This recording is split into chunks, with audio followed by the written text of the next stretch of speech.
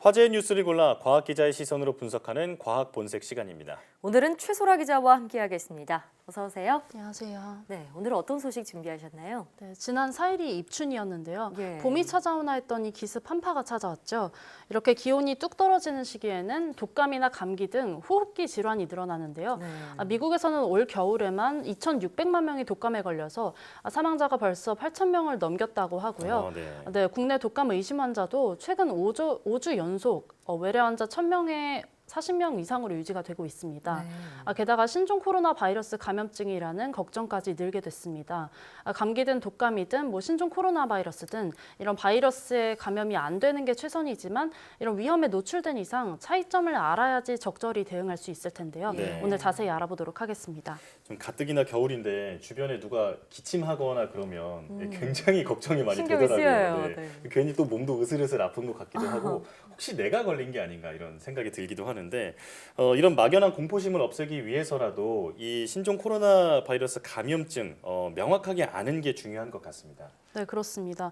지금까지 알려진 신종 코로나 감염증이요. 증세가 독감이나 감기 증세와 비슷하거든요. 네. 그래서 더욱더 헷갈리기가 쉬운 것 같습니다. 네. 하지만 그 원인부터 대응 방법까지 매우 다른데요. 먼저 원인부터 살펴보겠습니다. 감기와 독감 그리고 신종 코로나 모두 바이러스에 의한 질병이긴 합니다. 네. 하지만 신종 코로나 바이러스 감염증은 이제까지 사람에게서 발견된 적이 없는 새로운 코로나 바이러스에 의한 병입니다. 예.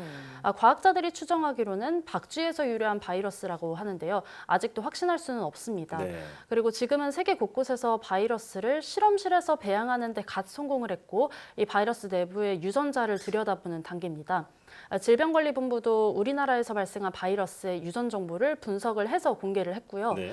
유전 정보를 분석해서 바이러스가 변이를 일으키지 않았다는 것이 밝혀져서 듣던 중 다행이긴 했는데요. 네. 유전 정보를 알게 돼도 이 감염증에 대한 정보는 거의 얻기가 힘듭니다. 전문가의 말 직접 들어보시겠습니다. Well, the genome can't tell us things like the transmissibility, how easy it will pass from person to person. It can't tell physically how the virus spreads from person to person, whether it's by close face-to-face contact or across the room. It can't tell things such as what the outcome will be in persons who are infected. So those are three things that can't be told by the genome, but they can only be told by close observation of patients and of outbreak sites.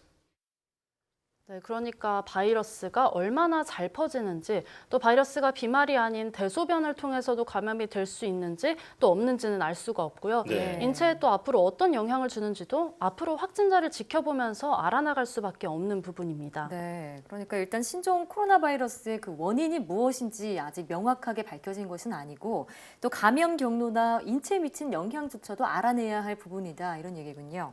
자, 그럼 독감이나 감기도 바이러스로 인해 발생한다고 했는데 이건 좀 기존에 나왔나요? 네, 그렇습니다. 상대적으로 아주 잘 알려져 있는 편인데요. 네. 먼저 독감을 일으키는 거는 인플루엔자 바이러스입니다. 네. 이 바이러스 종류에 따라서 A형, B형, C형으로 나뉘고요. 네. 각각의 모양과 유전자 단백질이 잘 규명돼 있습니다. 그래서 이를 미리 예방할 수 있는 백신도 아시다시피 매년 나오고 또 치료제도 존재가 합니다. 네. 한편 감기는 200여 개 이상의 바이러스가 원인인데요.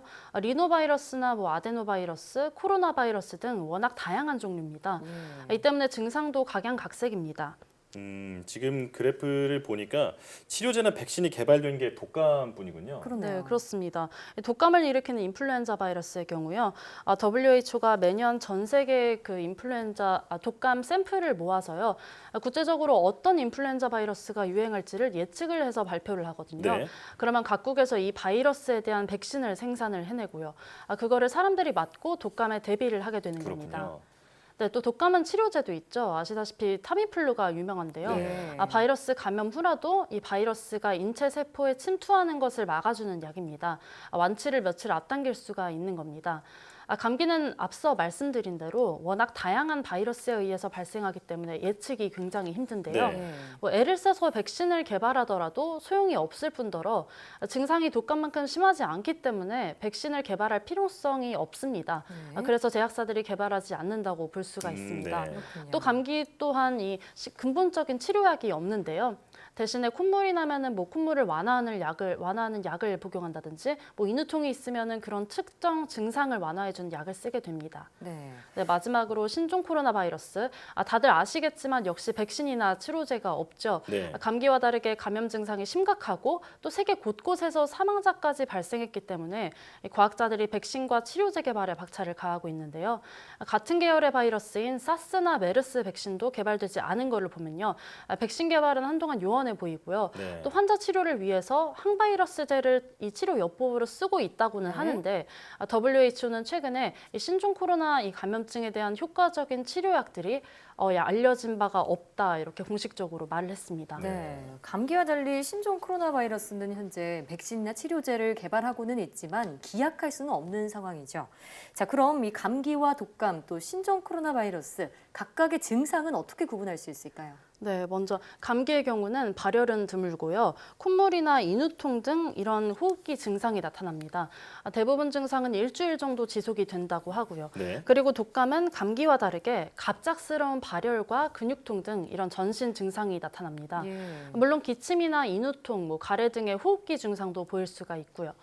신종 코로나 바이러스도 독감과 비슷하게 발열과 호흡기 증상이 나타나는데요.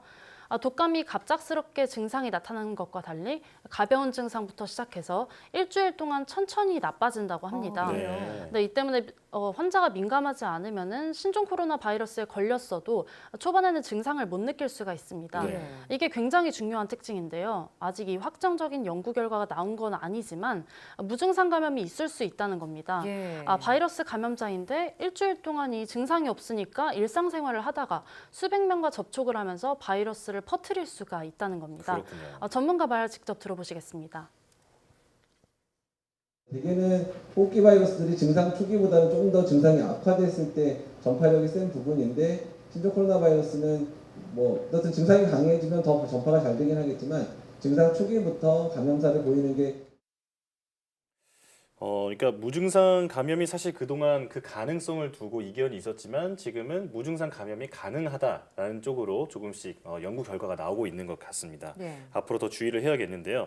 자, 그렇다면 신종 코로나 바이러스 감염증과 독감을 어떻게 구분하고 또 어떻게 대응을 해야 할까요? 네, 앞서 말씀드린 것처럼 아직 이 발병 환자를 통해서 증상을 특정해 나가고 있기 때문에 이런 증상은 독감이다, 이런 증상은 신종 코로나 바이러스에 의한 거다 단정 짓기는 좀 위험하지만요. 네. 이제까지 보고된 바에 의하면은 이 초기 증상이 독감보다 약한 것 외에 좀 신종 코로나 바이러스는 기침을 동반하고 또 두통과 콧물은 오히려 적은 편이라고 합니다. 그렇군요. 네, 간혹가다 숨을 쉬기가 어려운 이 호흡곤란 증세도 보고가 되고 있다고 합니다. 예. 만약에 환자가 덜 민감한다면 이런 것을 판단하기가 굉장히 어려울 텐데요. 있다면은 이런 증상보다는 환자와의 접촉 가능성이 있는지 그리고 해외 방문 이력을 따져봐야 합니다. 예. 만약 자신이 접촉자라면은 집에서 자가 격리를 하고 또 증세가 나타나는 것으로 의심이 된다. 그러면 1339에 신고를 해야겠고요. 또 마스크를 잘 쓰고 다녀서 이번 증상이 감기나 독감인 것 같다. 그러면은 약을 먹거나 집에서 푹 쉬는 것도 방법입니다. 예. 그렇군요. 또 무증상 감염일 가능성도 있는 만큼 내가 해외 방문한 이력이 있는데 좀 증상이 안 좋다 싶으면 일단 자가 격리를 하고 1339나 또 근처 보건소로 연락하는 게 최선이겠습니다. 네, 오늘 말씀 잘 들었습니다.